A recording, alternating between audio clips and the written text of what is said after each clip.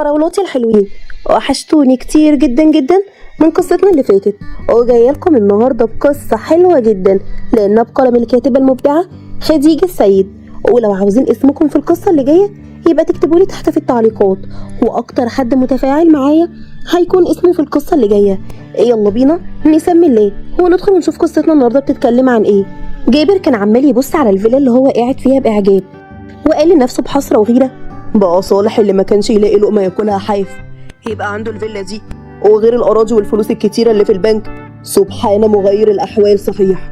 وانا اللي كنت اغنى منه دلوقت مش لاقي، وبالعافيه بكسب فلوس من الشركه بتاعتي عشان اعرف اعيش انا وولادي.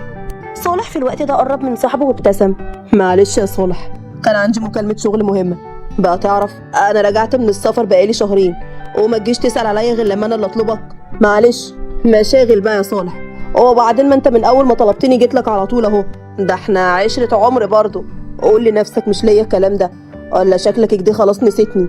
هو انت برضك عيشتك تتنسى؟ بس قولي ايه اللي غيرك فجأة كده وبقى معاك شي وشويات؟ ده كل البلد بتحكي عن طاقة القدر اللي فتحت لك فجأة دي. انا مش بحسد والله يا صاحبي، بس عندي فضول مش اكتر. صالح ابتسم وقال: والله انا نفسي مش عارف ده حصل امتى، بس كنت راضي والله بالحال اللي انا فيه. بس في يوم وليله ربنا حب يكرمني في اخرتي، هو مراتي ورثت عمتها اللي كانت مسافره بره البلد ومتجوزه، وبما ان ما عندهاش اولاد ولا في ورثه غير مراتي فكل حاجه بقت ليها، وهي عشان طيبه وبنت حلال سابت لي كل حاجه اشغلها بدلها. لكن ما كنتش اعرف انها هتسيبها لي خالص لما ربنا افتكرها وماتت وسابتني انا وبنتي لوحدي. جابر قال في نفسه بحقد: بقى نفيسه بنت بياعة البليله تورث؟ يا ريتني كنت اتجوزتها وقتها بدل ما اتجوزت بنت الحسب والنسب وما عرفتش اورث حاجه منها لما ماتت. حظوظ صحيح. في الوقت ده قربت منهم بنت منقبه وكانت شايله صينيه القهوه وقربت علشان تحطها، فابتسم صالح وقال: تعالي يا سعاد. دي بقى سعاد يا جابر، بنتي الوحيده اللي طلعت بيها من الدنيا وكل حياتي. بسم الله ما شاء الله، ربنا يبارك لك فيها. هو انت عندك بنت؟ ده انا ما كنتش اعرف. اهلا يا حبيبتي، عامله ايه وكيف اخبارك؟ ردت سعاد بصوت رقيق وهادي من ورا النقاب: ازاي حضرتك انت يا عمي؟ انا الحمد لله زينه. عن اذنكم انا هدخل جوه. هو انت يا ابوي لو عوزت حاجه اندهني. جابر فضل يبص على البنت وهي ماشيه وبيفكر في حاجه بينه وبين نفسه. هو ابتسم بخبث وقال: هي بنتك دي على كده متجوزه؟ صالح اتنهد وقال بحزن: حاول يخفيه، لسه ما حصلش نصيب. انا خايف في اي وقت اموت واسيبها لوحدها وهي مش هتعرف تعيش في الدنيا دي بحالها. هو انت ما عندكش ولاد يا جابر على كده من مراتك قبل ما تموت؟ كيف لا عندي. بنتي منال عندها 15 سنه وولدي الكبير اسمه رعد ومش متجوز هو كمان مع انه قرب على ال30. جابر وصالح بصوا لبعض شويه، وقبل ما جابر يفكر يتكلم اتفاجئ بصالح بيقول له: جابر انا عارف ان عندك ولد، وعشان اكون صريح معاك انا بصراحه جايبك هنا عشان عاوز ابنك رعد يتجوز بنتي سعاد. جابر اتصدم من الكلام وبصعوبه حاول يخفي سعادته، وصالح كمل كلامه وقال بقله حيله: هو يا ريت ما تفهمش الموضوع غلط وتفكر زين، بس انا خايف عليها ونفسي اجوزها قبل ما يحصل لي حاجه كيف امها. وعلى راي المثل اخطب لبنتك وما تخطبش لابنك، وهو ده اللي انا بعمله دلوقتي وياك، ونفسي نكون نسايب. وانتهى حوارهم على كده، وبنروح عند رعد اللي وقف وقال بغضب: نعم، يعني ايه قريت فتحتش على بنت واحد صاحبك؟ هو انت شايفني قدامك بنت لا مؤاخذه ولا راجل وماليش راي عشان تعمل حاجه كيفك دي من ورايا وجاي تعرفني بعد ما خطبت لي؟ ما تبقاش مخك تخين يا ابني. بقول لك الراجل غني وعنده بنت وحيده وخايف يموت في اي وقت ويسيبها لوحدها بالفلوس دي كلها. يعني لو اتجوزتها انت اللي هتملك كل حاجه. حد برضك يقول للملايين لا؟ ايوه انا بقول لا، وبالتلاته كمان، عشان انا مش هبقى جوز الست واسيبها هي اللي تصرف عليا وتذلني وتتحكم فيا. وبعدين هو في حد الايام دي وفي الصعيد كمان هو اللي بيطلب ايد العريس لبنته؟ اكيد البت دي معيوبه او فيها حاجه وعاوز يلبسها لاي حد. بقول لك ايه، ان شاء الله تطلع من غير ايد ولا من غير رجل ولا فيها حتى كل العيوب، هتتجوزها يعني هتتجوزها. عاوزين بقى نعيش ونقب على وش الدنيا كيف الاول بدل ما خسرنا كل حاجه كده في غمضه عين زمان. وانا مالي، مش انت اللي دخلت صفقه خسرانه مع اني حذرتك وفي الاخر خسرتنا معاك؟ اشمعنى بقى انا اللي اشيل مصايبك دي واتجوز واحده ولا شفتها ولا اعرف عنها حاجه واصل؟ بقول لك ايه يا رعد، مش هنتكلم في القديم، ده انا ما صدقت الراجل جات منه وهو اللي عرض عليا الموضوع عشان ما يفكرنيش طمعانين فيه. هو انت ترفض يا ابني؟ الفرصه دي مش هتتكرر تاني. وافق بقى. اوافق على ايه يا ابوي؟ اوافق ان اتجوز واحده ما شفتهاش ولا اعرفها بغرض ان انا ابيع لها نفسي وهي اللي تصرف عليا وعليك كمان؟ الكلام ده مستحيل يحصل. وما تنساش ان انت عندك بنت برضه، واللي ما ترضاهوش عليها ما ترضاهوش على بنات الناس. انا مش عارف ياض انت مش طالع لي ليه؟ اذا كان الراجل نفسه هو اللي طلب مني يجوزها لك، يعني موافق وما عندوش مانع ان انت اللي تمسك كل حاجه، وشويه شويه واثق فيك اكتر ويكتب لك كل حاجه باسمك.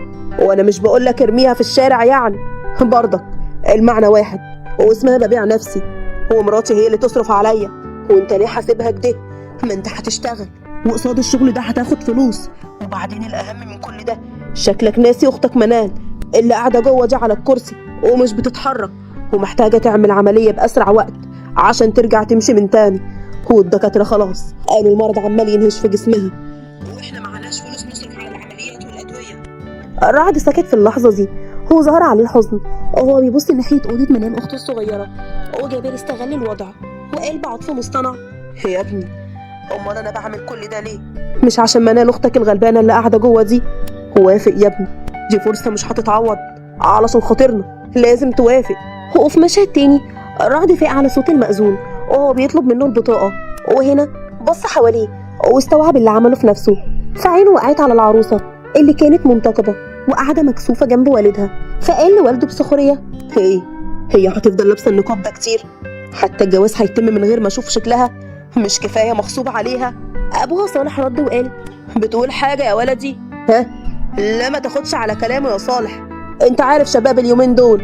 لا كنت بقول ان دي يعتبر رؤيه شرعيه، والمفروض اشوف شكل العروسه قبل ما اتجوزها. كفايه ان كل حاجه جت بسرعه، فعلى الاقل اشوف هتجوز مين. سعاد بصت لوالدها بتوتر اللي طمنها بعينه وقال بهدوء: معلش يا ولدي، بس المرحومه ربت بنتي من وهي صغيره على الدين والقيم والمبادئ الصحيحه، وهي اللي رافضه حد يشوفها الا لما يكون جوزها. وبعدين يعني حتى لو شفتها، في حاجه هتتغير ولا ايه يا جابر؟ لا طبعا مفيش حاجه هتتغير، واحنا متاكدين انها كيف البدر، ربنا يخليها لها. هات البطاقه بقى يا رعد، وكفايه كلام لحد كده. رعد بص لابوه بضيق، هو كان عاوز يعترض على طريقتهم، لكنه في النهايه اداله البطاقه غصب عنه، وخد باله ان صالح بيداري بطاقه بنته علشان ما يشوفش شكلها، واستغرب جدا من تصرفاته الغريبه وحس ان في حاجه غلط. وبنشوف جابر ابتسم ابتسامه سعيده وقال: مبروك يا بنتي، مبروك يا صالح، مبروك يا ولدي، مبروك علينا كلنا. الله يبارك فيك يا جابر. مش هوصيك يا رعد على بنتي مهما تعمل، حتى لو غلطت اعملها بهدوء وبالراحه. انا عمري ما فكرت في مره ازعلها، فما تجيش انت تعملها مهما عرفت عنها. رعد بغرابه: مهما عرفت عنها ايه يعني؟ مش فاهم. اي حاجه يا ولدي، يعني انتوا اتجوزتوا بسرعه ولسه هتتعرفوا على بعض مع البدايه. وخليك فاكر زين، كيف ما هي عندها عيوب انت كمان اكيد عندك عيوب، فلازم تتقبلوا بعض كيف ما انتم. رعد ما كانش فاهم يقصد ايه بالظبط، لكنه قال وطمنه: ماشي يا عمي، هعملها كيف ما بعامل اختي الصغيره منال بالظبط، وما تقلقش مني برضك، انا ولا ليا في الغلط والعنف ولا بحبه. بس وصيها انت كمان عليا بقى، وعلى رأي كلامك احنا لسه هنعرف طباع بعض. جابر ابتسم وقال: كل حاجه ان شاء الله مع الوقت هتعرفوها، مستعجل على ايه؟ يلا يا ولدي، خد عروستك واطلعوا فوق. فوق فين؟ مش فاهم. هي مش خلاص بقت مراتي والمفروض اخدها ونروح دارنا، ولا لسه هتطلع تجهز حاجتها قصدك؟ صالح باستغراب: انا اتفقت مع ابوك يا رعد ان بعد جوازكم هتقعدوا هنا وتباتوا معايا، وهو قال ما عندوش مانع. هو ما عرفكش ولا ايه؟ نعم. وده كيف ان شاء الله؟ المفروض انا الراجل، والمكان اللي مراتي تبات فيه اكون بملكه، مش هي اللي بتملكه. معلش يا عمي، دي دارك وانا ماليش علاقه بيها، وفهم بنتك كده بالراحه، تلم حاجتها وتيجي معايا بيتنا. سعيد قربت مسكت ايد والدها بقلق، هو طبطب عليها علشان تهدى وتطمن وقال: ايه يا ابني، هو انت مالك متضايق كده ليه؟ عندك او عندي مش هتفرق. وبعدين قلت بنفسك ان هناك هيكون في زحمه وفي اختك وفي والدك، انما هنا السرايا واسعه وتقدر تقعدوا فيها براحتكم ومحدش هيحس بالتاني. ما تسمع كلام عمك يا رعد، في ايه يعني لو قعدت هنا؟ ما انت خلاص بقيت واحد من العيله وجوز بنت وده حماك. بابا لو سمحت، انا ماليش دعوه باللي انتوا اتفقتوا عليه، انا ليا في دلوقتي وانا عاوز مراتي تروح داري، ولا شكلنا كده يعني ما بقيناش قد المقام ليهم؟ ولو كده ما كناش اتجوزنا من الاول وبقينا نسايب. يا ابني ما تهدى، انا كنت زمان راجل على قدي، اسال ابوك، فعمري ما هعاير حد. كل الحكايه اني لسه ما اتعودتش على فكره ان بنتي اتجوزت وتبقى بعيده عني هي كمان، فكنت عاوزكم تونسوني مش اكتر، نبقى ناجز يا راد، فلو سمحت سيبونا براحتنا. وانتي مش يلا بقى يا مدام اطلعي جهزي حاجتك علشان نمشي. بابا اعمل ايه؟ هو ايه اللي بابا اعمل ايه؟ هو انتي مش سامعه جوزك بيقول ايه؟ ما تفهمها يا استاذ صالح، مين المفروض كلمته تمشي دلوقتي عليها؟ دي لسه هتستأذنك بعد كل الكلام اللي انا بقوله. ما بالراحه على البنت يا رعد، في ايه؟ هم هياكلوك هنا يعني لو سكنت معاهم؟ حقك عليا انا يا بنتي، حقك عليا يا صالح، هو طول عمره كده مدب ومش بيعرف بيقول ايه. لا بالعكس يا جابر، ابنك زاد في نظري اكتر، عرفت تربي راجل صح، وربنا يخليهولك. طب انا عندي حل ويا ريت تقبله، مش المفروض هتسافروا شهر عسل او حاجه كيف كده؟ اقعدوا هنا معايا اسبوع ولا 2 اكنكم بتغيروا جو، وبعد كده امشي براحتك، انا مش هعترض، بس عشان خاطري خلي اول ليله تكوني هنا وبنتي قصاد عيني. وبعد محايلات كتير رعد وافق في النهايه انهم يفضلوا هناك اسبوعين وبعد كده يروحوا بيت اهله. وبنشوف رعد كان رايح جاي في الاوضه وهو متعصب، انا مش عارف ايه اللي خلاني اوافق. الله يسامحك يا ابوي، والله يسامح ابوكي هو كمان. بقول لك ايه، عشان نبقى من البدايه كده، كلمتي هي اللي هتمشي بعد كده، ويومين بالظبط وانت اللي تقولي لي موافقه تيجي معايا بيتنا، هو ما تخافيش يعني مش هناكلك هناك. سعيد كانت عماله تبص له بعيونها اللي باينه من النقاب وساكته، فده خلاه يتعصب. هو انا بكلم نفسي؟ ما تردي عليا، ما بحبش اكلم حد ويفضل ساكت كده. سعيد اتخضت من صوته. حاضر حاضر. رعد اتنهد لما حس انها خايفه وخد نفس عميق وقرب منها وقال انا مش عاوزك تخافي مني، وانا وعدت والدك تحت ان انا مش هعمل لك حاجه، وان شاء الله هكون قد كلمتي، بس مش هينفع النظام ده معايا، لازم يا بنت الحلال توافقي على اللي جوزك يقوله. حاضر، بس صدقني بابا عملك ده عشان خايف عليا. خايف عليكي من ايه؟ هو احنا هناكلك يعني لما تيجي تكوني عندنا؟ انت خلاص اتجوزتي، المفروض تكوني جنب جوزك، ولو ابوكي عاوزك جنبه طول العمر ليه خلاكي تتجوزي من الاساس؟ ليا او لغيري؟ هزت راسها بدون كلام. انت رجعتي سكتتي لي تاني؟ انا مش قصدي حاجه والله، بس المفروض تفرحي لما اطلب منك حاجه كيفك دي. احنا مش هنقعد تحت طوع والدك وهو اللي يصرف علينا، لازم احنا يكون لنا حياه مقفوله علينا ومحدش يعرف عنها حاجه، اتفقنا؟ سعيد بصت له وسكتت وهو قرب منها.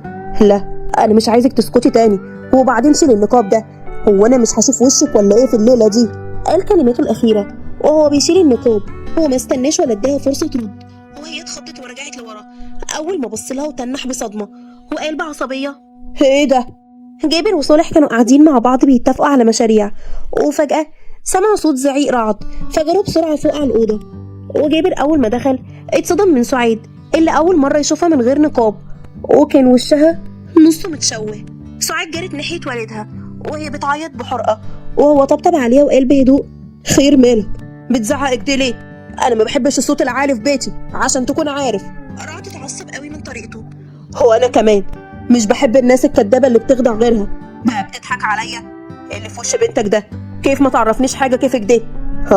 عشان كده رفضت ان انا اشوفها قبل الجواز، عشان كنت عارف ومتاكد ان انا هرفض.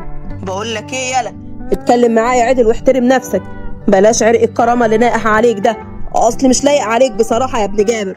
جرى ايه يا صالح؟ ما تحاسب على كلامك، وبعدين برضك الولد عنده حق، كان لازم تعرفنا حاجه كيفك دي، واحنا ما كناش هنعترض والله، بس هي المفاجاه اللي معصباه. هو انت لسه هتتحايل عليه؟ هو عارف زين انه غلطان بأمارة لما رفض يخلينا نشوف شكلها قبل كتب الكتاب علشان يدبسنا فيها. صالح ضحك بسخريه وقال ادبسك؟ ما تفوق شويه يالا انت وابوك، هو انت كنت بتقول تتجوز بنتي ولا تناسبوني؟ طب خلينا بقى نتكلم على بلاطه، انا مش عبيط ولا اهبل، هو مش واخد بالي ان انتم داخلين على طمع بأمارة ابوك اللي كان قاعد تحت معايا، هو بيتفق على مشاريع كتير اخش انا بفلوسي وهو يدخل بمجهوده. جابر ورعد بصوا لبعض بصدمه وما اتكلموش، وهو كمل كلامه وقال بجديه ايه مصدومينك دي ليه؟ فاكرين عيل صغير كياك؟ مش عارف نواياكم السودا، انا مش عارف زعلانين ليه، مش انتم برضو كنتوا طمعانين فيا؟ ولا لما انا عملت زيكم بقيت انا الوحش دلوقتي؟ طب لما انت عارف اللي فيها وافقت ليه على الجوازه؟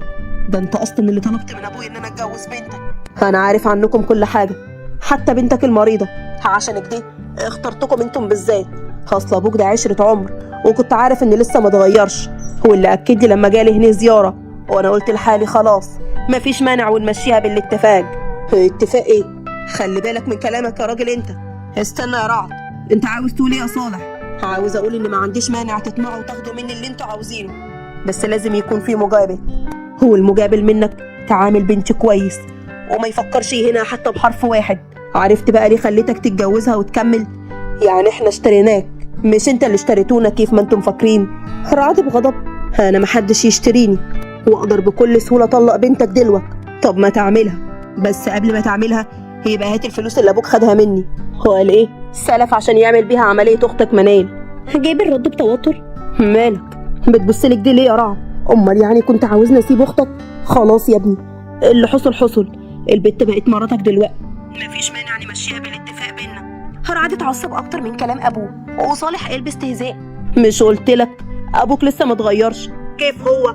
وانت يا حبيبتي بتعيطي على ايه؟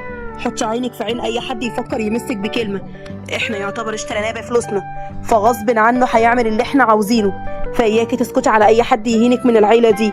رعد بعنف، بقول لك ايه يا راجل انت، حاسب على كلامك، يا اما هتشوف مني اسلوب مش هيعجبك.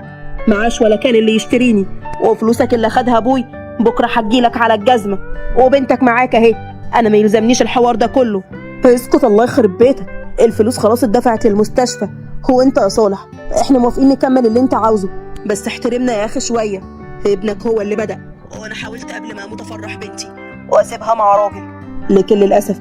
يلا بقى اتفضلوا دلوقتي عشان نفسيه بنتي تعبانه، ومفيش جواز، يبقى يعدي علينا كمان يومين لما يبقى ليها مزاج تقرب منها. رعد ابتسم بطريقه عصبيه باستهزاء وقال بغضب، والله طب فعلا همشي، بس عشان انا اللي مبقاش ليا مزاج، مش عشان انت وبنتك اللي عاوزينك ده. بس خليك فاكر انت اللي بدأت وجوزتها لي، وبالعند بقى فيك مش هطلقها، بس ما تفتكرش ده استسلام مني، وبكره تشوف هعمل ايه. هو بعد مرور ايام سعيد كانت في الحمام بتاخد شاور، ومسحت البخار اللي على المرايه، وبصت في وشها بحزن وقالت بألم، امال كنت فاكره بشكلك ده هيحبك كيف ما بتحبيه؟ اهو سايبك من اول يوم جواز، حتى بعد ما ابوكي عمل اللعبه دي كلها عشان يجبره يتجوزك ويحقق لك حلمك، حتى لو هيدفع كل اللي حيلته. لو تعرف كنت بحبك قد ايه يا رعد، بس على رأي ابوي كرامتي برضك اهم. سعيد لفت البورنيس حواليها اكتر وطلعت علشان تغير، لكنها اتخضت ورجعت لورا اول ما لقيت رعد قدامها، فقال بسخريه، اسم الله عليك يا عروستي، اتخضيتي؟ اصل حبيت اعملها لك مفاجاه، بما ان البواب اللي تحت في سابع نومه وابوك مش موجود كمان. انت عاوز مني ايه؟ اصلي بصراحه المكان هنا مش امان عليكي، هو الدليل اهو، دخلت ولا حد حس بيا، فانا فكرت اخد مراتي حبيبتي ونروح نقضي شهر عسل بدل اللي باظ من قبل ما يبدا، وفي اي حته ومحدش يعرف مكاننا فيها غير احنا الاتنين وبس. بقول لك ايه، لو فكرت تعمل حاجه والله العظيم هصوت والم عليك الناس وكلهم هيصحوا، وبابا لو عرف انك جيت هنا ومش هيسكت. هو انت بتخوفيني بابوكي بقى؟ طب اهدي وما تقلقيش مني، في حد هيأذي مراته برضك؟ اللي ابوكي بنفسه جوزها ليا، يعني ده معناه ان بيحبني واني بقى لازم احافظ على الامانه وافسحها. بقول لك ايه، ابعد عني بدل ما اصوت وعرفها منك هنا. هقعد اقرب بسرعه منها، هو رش حاجه في وشها وهو بيقول بمكر، وفري الصوت لبعدين يا عروسه، ليلتنا طويله باذن الله. هو بنشوف سعيد فتحت عينيها وبصت حواليها بخضه، لقيت نفسها في شقه غريبه، هو كانت من غير النقاب. جرت بسرعه تدور على اي حد لحد ما سمعت صوت رعد في المطبخ، ودخلت لقيته قاعد بيغني وعمال يعمل الاكل بكل استمتاع. هو كمان بتغني ولا على بالك حاجه؟ انا فين؟ هو ازاي تتجرأ تخطفني؟ رجعني حالا ضربوني، يا اما والله العظيم.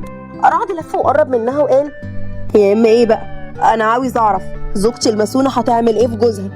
هو انت بتفقدي الذاكره ولا ايه؟ محدش في الدنيا دي كلها ليه حق عليكي غيري، اخطفك بقى اوديكي فين ما يخصش حد. هو انت خطفتني ليه؟ ايه جبتني هنا عشان تقتلني؟ شكلك بتتفرجي على افلام اجنبيه كتير بس قديمه، دلوقتي الجرايم اتطورت عن زمان، هو القتل ده بقى حاجه بسيطه وسهله تتعمل. هو انت مفكر يعني بالطريقه دي هتخوفني؟ رجعني لابويا وخلاص، عاوز تطلقني ولا ما تطلقنيش اعمل اللي انت عاوزه، بس يعني ما تعملش فيها مظلوم جوي بعد ما بينت نياكم انت وابوك. خد الفلوس من ابوي تمن انك تقبل واحده زيي. رعد قرب وقال بحده، اول حاجه انا ماليش دعوه باللي ابوي قاله. تاني حاجه، انا بالعافيه عرفت اخد من ابوي الفلوس، ولما جيت لك الدار لوحدك اول حاجه عملتها دخلت المكتب بتاعه، حطيت له شنطه الفلوس وفيها ورقه بعرفه من الفلوس دي فلوسه، وكده ملوش حاجه عندي. سعاد بصت له بصدمه. ايه؟ ليه عملت كده؟ الفلوس دي كانت لاختك المريضه، كنت عالجتها بيها وسددتها في اي وقت. رعد استغرب وقال ما تخافيش عليها جو كده، مش هتكوني حنينه عليها اكتر مني، عرفت اتصرف لها في الفلوس الحمد لله، وقريب هتعمل العمليه.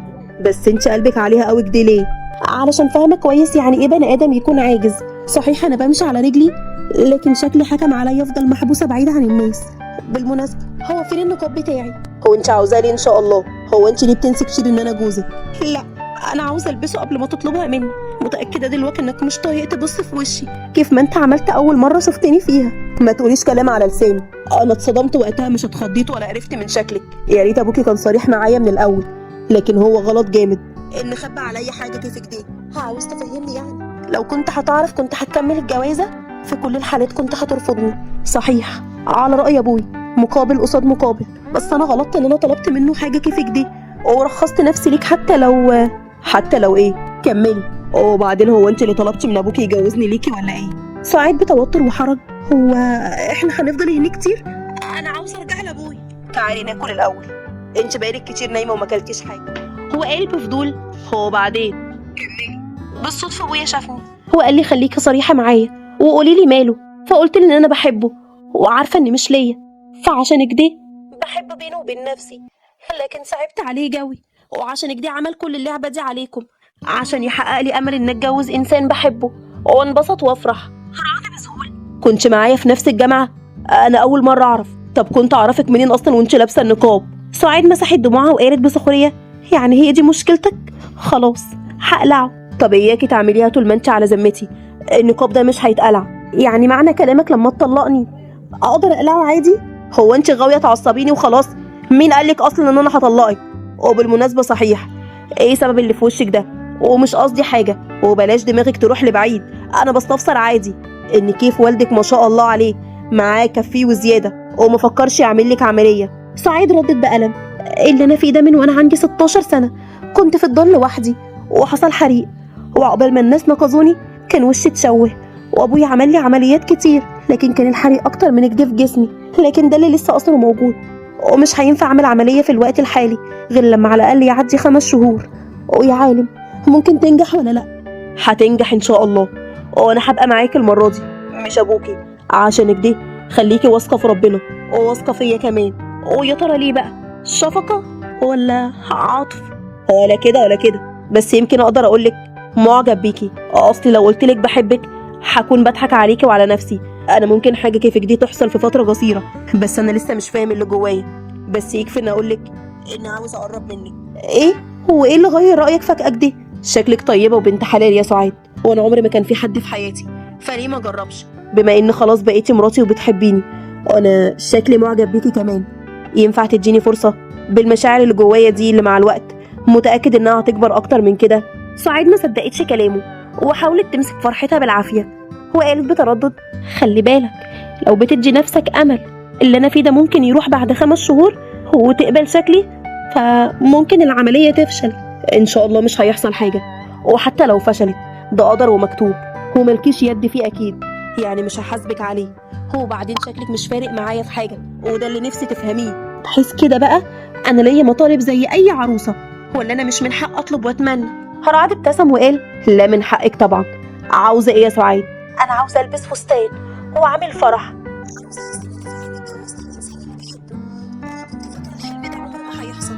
عاوزه ارجع ثقتي في نفسي اللي مخليني طول الوقت حابسه نفسي وبعيده عن الناس وخايفه. وتخافي ليه؟ هو انت عامله؟ حاضر هعمل لك كل اللي انت عاوزاه، ومن هنا ورايح مش هتستخبي وتخافي تاني. سعاد فرحت بكلامه، ولكنها قالت بحذر مش هتاخد فلوس من ابوي لاي سبب؟ عشان اتاكد فعلا انك مكمل معايا علشان انا. الرعد كشر وقال ما بلاش حرق الدم ده، انا من اول يوم جواز اصلا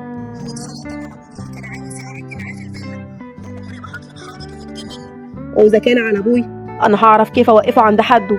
خلاص ما تضايقش نفسك كده، انا اسفه بس انا والله مستعده اعيش معاك مهما كانت ظروفك، وكل اللي طالباه منك انك تعاملني كويس وتحبني كيف ما بحبك.